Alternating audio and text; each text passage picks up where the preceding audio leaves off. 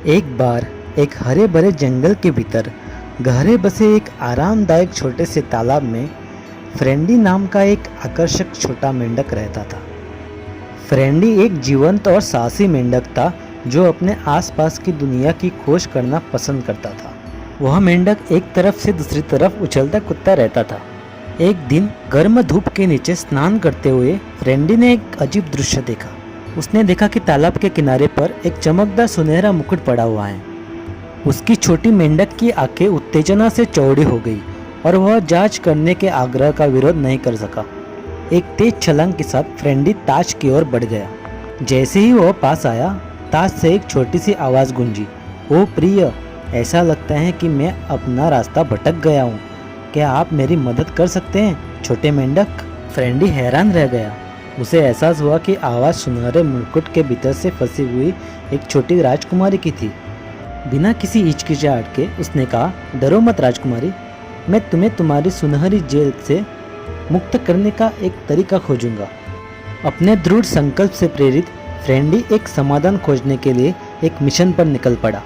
वह बुद्धिमान पुराने कछुओं और दोस्ताना ड्रैगन फ्लाइज से सलाह लेते हुए तालाब के चारों ओर घूमता था, लेकिन कोई भी नहीं जानता था कि जादू को कैसे तोड़ना है।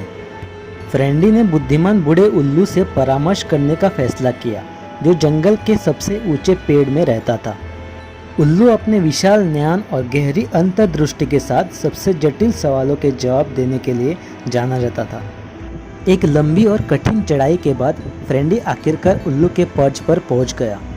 उसने फंसी हुई राजकुमारी की दुर्दशा को समझाया और उल्लू के ज्ञान की मांग की। बुद्धिमान उल्लू ने एक पल के लिए विचार किया और फिर कहा, प्रिय फ्रेंडी, राजकुमारी की स्वतंत्रता को अनलॉक करने की कुंजी एक शुद्ध और निस्वार्थ दिल के भीतर है। उल्लू की सलाह को गले लगाते हुए फ्रेंडी दृढ़ संकल्प के साथ तालाब में लौट गया।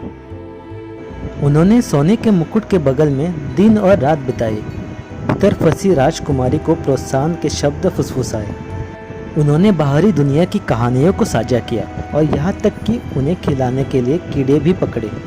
जैसे ही फ्रेंडी ने उस सुनहरे मुकुट में अपना प्यार और देखभाल डालना जारी रखा, एक जादुई परिवर्तन शुरू हुआ।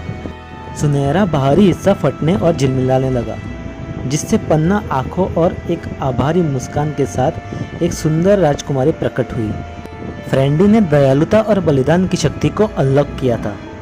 खुशी से भरे राजकुमारी ने फ्रेंडी को उनकी अटूट भक्ति और दोस्ती के लिए धन्यवाद दिया। कृतज्ञता में उसने फ्रेंडी को एक विशेष उपहार देने के लिए अपनी जादुई शक्तियों का इस्तेमाल किया, किसी भी जानवर में बदलने की क्षमता जो वह चाहता था, जिससे उसे विभिन्न रूपों में दुनिया का पता लगाने की अनुमति मिली। उस दिन के बाद फ्रेंडी मेंढक जंगल में एक प्यारी आकृति बन गया। वह पक्षियों, खरगोशों और यहाँ तक कि शक्तिशाली शेरों में बदल जाएगा, जो अपनी आकर्षक और साहसी भावना से सभी को मंत्रमुग्ध कर देगा। लेकिन कोई फर्क नहीं पड़ता, फ्रेंडी का दिल एक दयालु और साहसी मेंढक का बना रहा। उन्होंने जीवन के माध्यम से कूदना जारी रखा, खुशी फैलाना और दोस्ती की कहानी और निस्वार्थता की शक्ति के साथ दूसरों को प्रेरित करना जारी रखा। और इसलिए फ्रेंडी की विरासत जीवित रही, सभी को याद दिलाया कि प्यार, बहादुरी और शुद्ध दिल द्वारा निर्देशित होने पर सबसे छोटे जीव भी महान चीज़ें प्राप्त कर सकते हैं।